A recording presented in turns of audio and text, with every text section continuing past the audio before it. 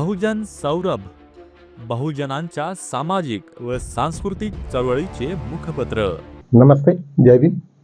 मैं advocate doctor Siddharth कामले, दैनिक बहुजन सौरभ का मुख्य संपादक। एक हफ्ते के बाद में पार्लियामेंट में कुछ शांतिता दिखी। शांतता तो थोड़ी दिखी, पार्लियामेंट तो चालू हुआ, लेकिन सरकार ऐसे घेरे गई कि जिसका अंदाजा उनको नहीं था। सबसे पहले विपक्ष ने ये ठहराया कि अभी ठीक है, हम लोग पार्लियामेंट में बात करेंगे और अंदर में घुसेंगे और उसके बाद में फिर सरकार को पूरा एक्सपोज करेंगे।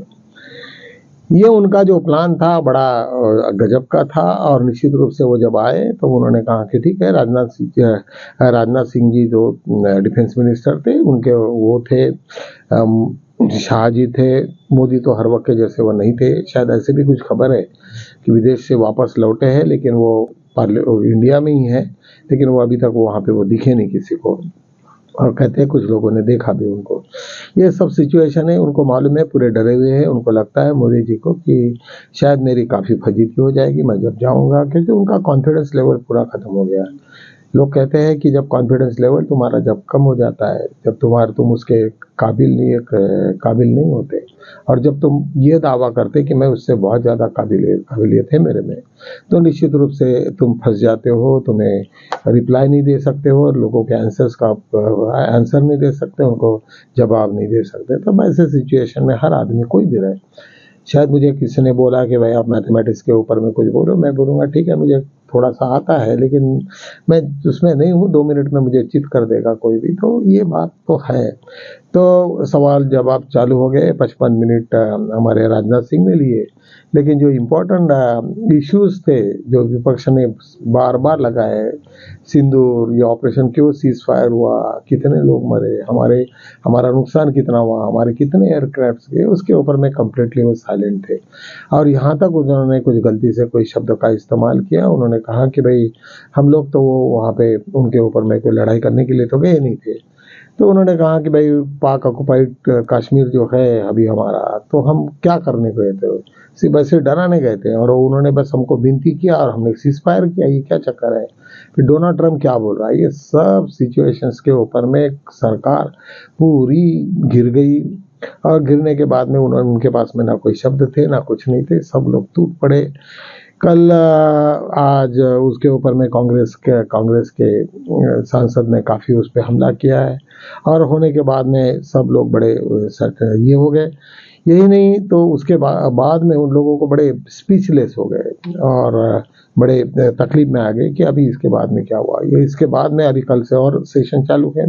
ये कंटिन्यूसली सेशन में उन्होंने घेरने का पूरा काम किया है। मुझे ऐसा लगता है कि ओम बिरला जी जो जिस तरीक़ा से ये कर रहे थे, ढकार कर रहे थे, मतलब जो जिस तरीक़ा से उनका बर्ताव था, वो आज पूरा एक्सपोज हो गए। उनको लगा कि भाई जो भी है, मैं कुछ भी बीजेपी को बचा नहीं पा रहा हूँ, क्योंकि जिस तरीक़ा से पूरे के पूरे विपक्ष हमलावर हो गए थे, वो सब सिचुएशन आज नहीं हुआ।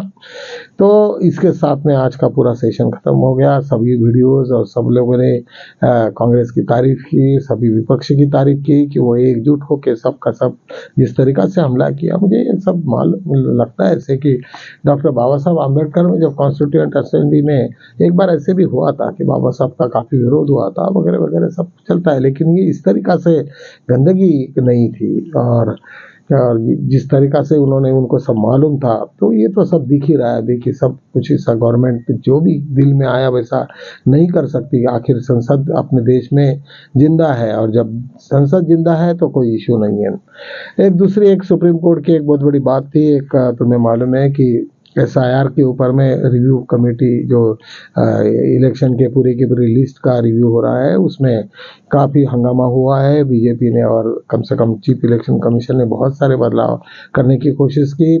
मुख्यतः पिछले वक्त कल आज 28 तक का उनको सबमिशन करने को बोला था चीफ इलेक्शन कमीशन को।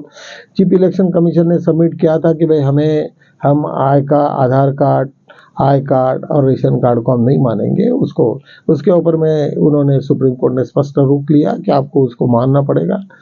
आप रेशन कार्ड का छोड़ दीजिए, लेकिन कम से कम कॉमन आदमी के पास में आधार कार्ड और वोटर कार्ड रहता ही रहता है, तो उसको आपको ग्राह्य मानना पड़ेगा। सुबह की मीटिंग दोपहर को चालू हुई और कंटिन्यूसली कल 10 बजे से चालू होगा। उसमें और एक दो तीन चीज़ें जस्टिस बागची और सूर्यकांत की बेच में थे। सूर्यकांत के बारे में थोड़ा सा लोगों का कहना है कि वो निगेटिव है, बीजेपी के फॉर्म में ज़्यादा से ज़्यादा होता है। उन्होंने काफ़ी गवर्नमेंट को खींचने मतलब इसको खींचने की पिटिशनर को खींचने की कोशिश की।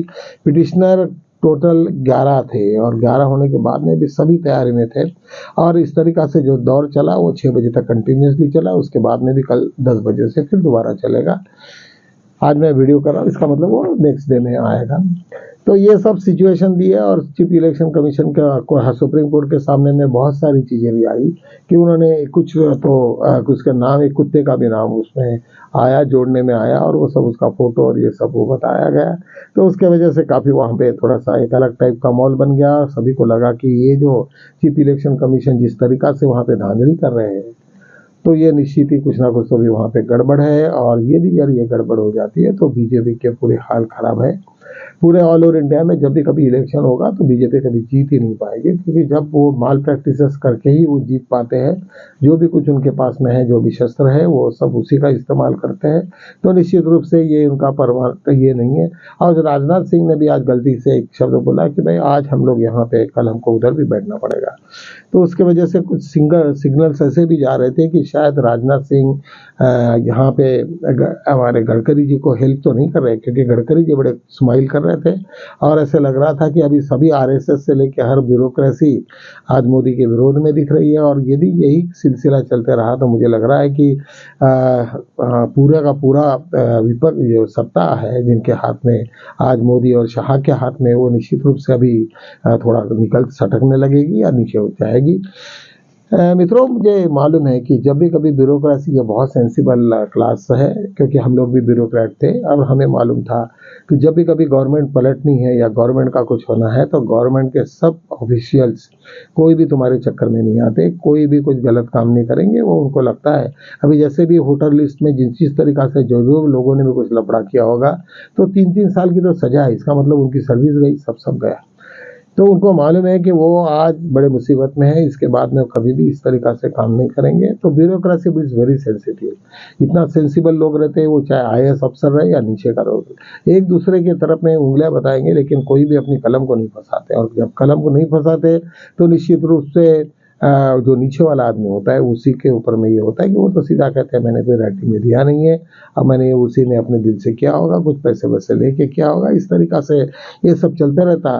तो मुझे निश्चित रूप से जब भी कभी ऐसे कोई सिचुएशन होती है तो चाहे वो ब्यूरोक्रेसी रहे या फिर जुडिशियली रहे, जुडिशियरी भी वो अपने आप को चेंज कर लेती है, क्योंकि उनको मालूम है कि ये गवर्नमेंट हमारे को कुछ भी कर सकती है। सुप्रीम कोर्ट के लोगों के तो जजेस को तो कोई ट्रांसफ़र नहीं करेगी, लेकिन हाई कोर्ट वगैरह के इसमें काफ़ी इंटरफेयर करने की कोशिश कर सकती है। चीफ जस्टिस को बोल के भी वो कर सकते हैं। ऐसे बहुत सारे इश्यूज़ हैं।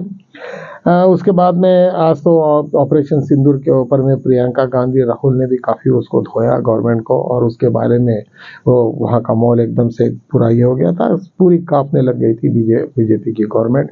ना वो आंसर दे पा रहे थे, ना इस तरीक़ा से सब ये हुआ। सेकंड, एक जस्टिस वर्मा के बारे में तो आप लोगों को मालूम है, सुप्रीम कोर्ट में आज भी उसके ऊपर में सुनवाई हुई और वहाँ पे काफ़ी प्रश्न पूछे गए कि भाई वर्मा जी ने फिर इसके पहले वो कमेटी के सामने क्यों आए, जब उनके यहाँ से कुछ नहीं था, उनको कुछ नहीं मिला, तो उन्होंने कोऑपरेट नहीं करना था गवर्नमेंट में और सीधा सुप्रीम कोर्ट में आना था। लेकिन वो राह के देखते रहे कि भाई ये मैटर जब तुम यहाँ पे जाएगा, पार्लियामेंट में जाएगा, इम्पीचमेंट के लिए जाएगा, तब उनको नींद खुली ये क्यों हुआ करके। उन्होंने कहा कि भाई ये पिटीशन ही फॉल्टी है, इसका जो भी कहना था तो पहले से उनको वो कमेटी के सामने में नहीं जाना था। कपिल सिब्बल ने भी काफ़ी ये बोला है और नए नए फैक्ट्स भी आए। मैं तो पहले से ही कह रहा था कि उसमें कुछ तो भी गवर्नमेंट का कोई ये था, क्योंकि इतना फायर हो गया और एक नोट भी नहीं मिले, जिसका एक नंबर नहीं मिले या कुछ नहीं मिले, तो इसका ही मतलब है कि कोई तो भी प्री प्लान था। और मैं बार बार कहते रहता हूँ कि जब भी कभी नोटों की गड्डी किया रहे, कोई किताब के ऊपर में तो तेल डाल को पूरा का पूरा चलाओ, कितना % जलता है और कितना दिखता है आप खुद देखो। नहीं जलता ऐसे कुछ नहीं, जब तक वो कोई बाहर से जला के लाए नहीं होंगे।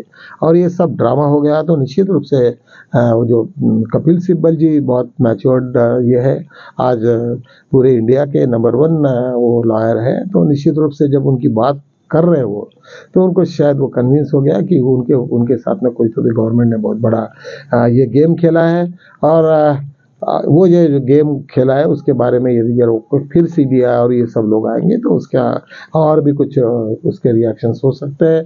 तो ये सब मुसीबत में गवर्नमेंट सब आई है और इस तरीक़ा से हुआ। हाँ, दूसरी और एक इम्पॉर्टेंट बात हुई कि स्पीकर को शाह ने अपने इसको चंद्रबाबू नायडू को फ़ोन करके कहा कि भाई अब कुछ डिप्टी स्पीकर के लिए जो वाइस प्रेसिडेंट का पोस्ट है उसके लिए उन्होंने उनको विनती की या ऐसा कुछ हुआ, ऐसा करके एक डेक्कन क्रोनिकल करके एक बहुत बड़ा मैगजीन निकलता, बड़ा रेपुटेड है, काफ़ी अच्छा है, तो उसके पेपर में ये खुलासा हुआ। इवन चंद्रबाबू नायडू ने भी उन्होंने कहा इसका मतलब ये है कि एनडीए के घटों के साथ में उनका इतना तालमेल नहीं हो रहा, और अभी एनडीए के भी लोग थोड़े डर गए हैं कि सपोज ये गवर्नमेंट गिर जाए और कुछ हो जाए तो शायद हमारे भी हाल बहुत बुरे हो गए। तो निश्चित रूप से अभी सभी लोग सतर्क हो गए। मुझे लगता है हम लोग ये पॉलिटिकल बात इसलिए भी करते हैं क्योंकि हमारा पूरा का पूरा बेस कॉन्स्टिट्यूशन के ऊपर में है। हमारे सब जितने भी फैसिलिटीज़ है, हमारा जीना है, वो हमारे संविधान के तहत चलते रहता करके हम लोगों को उसके ऊपर में हम प्रायोरिटी देते हैं और कहते हैं कि भाई तुम लोगों को ये सब मालूम होना चाहिए देश में क्या हो रहा है और हमारे दृष्टिकोण से उसका क्या महत्व है। ये सब चीज़ों को मुझे बताने का मेरा फर्ज समझता हूँ। चलो तो हम कल मिलते हैं, तब तक के लिए जय भीम।